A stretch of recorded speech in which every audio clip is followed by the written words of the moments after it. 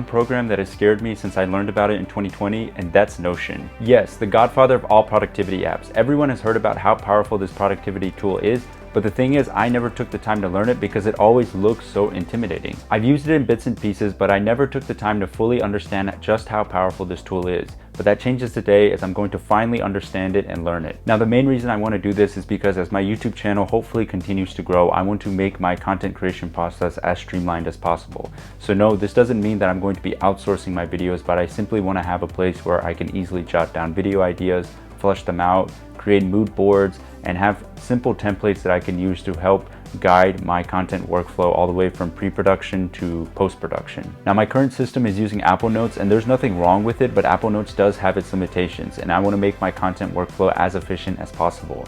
As James Clear said, you don't rise to the level of your goals, you fall to the level of your systems. So with all that being said, let's get to work.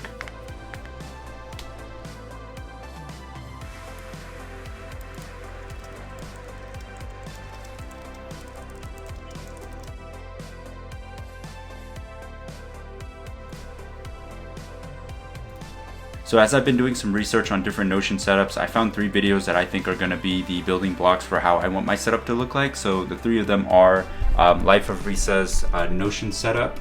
The other one is Captain Sinbad's Notion setup and Robert Creating's Notion setup. So shout out to all 3 of them because they're going to help kind of be the building blocks for my Notion setup. After spending a day on this, I finally have my Notion setup, so let me walk you through it. To get things started, I have a homepage which serves as a central hub for all the things in my life. I have a calendar and clock widget, and more importantly, I have also linked all the important pages I have within Notion. They are goals, YouTube dashboard, the Better You newsletter, book notes, and links. And also, I have a quote from Alfred Pennyworth because why not? So within my goals page, I have my quarterly goals set up. Again, this was taken from the Life of Risa's template.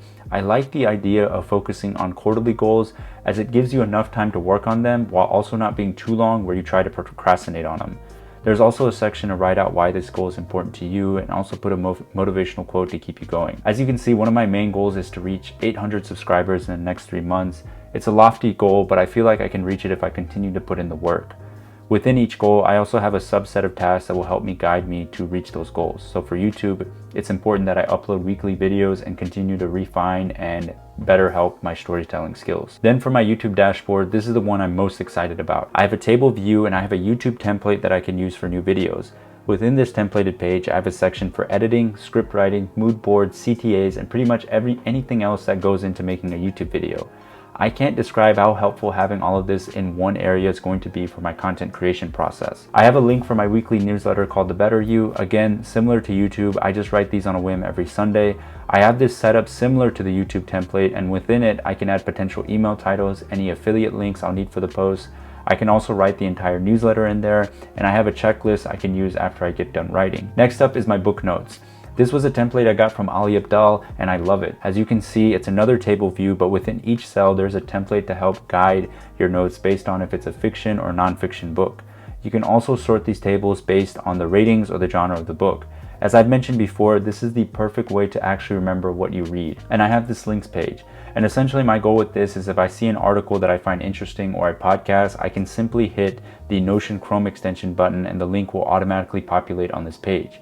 I've used other apps that do a similar thing to this, but I've never actually stuck with it. So I'm hoping now that everything's integrated within Notion, I can finally see myself reading these articles again. And the last thing you see on my homepage is a to-do list task table. This is actually a bit more complex than a standard table. This actually mimics the getting things done methodology of how to prioritize your work.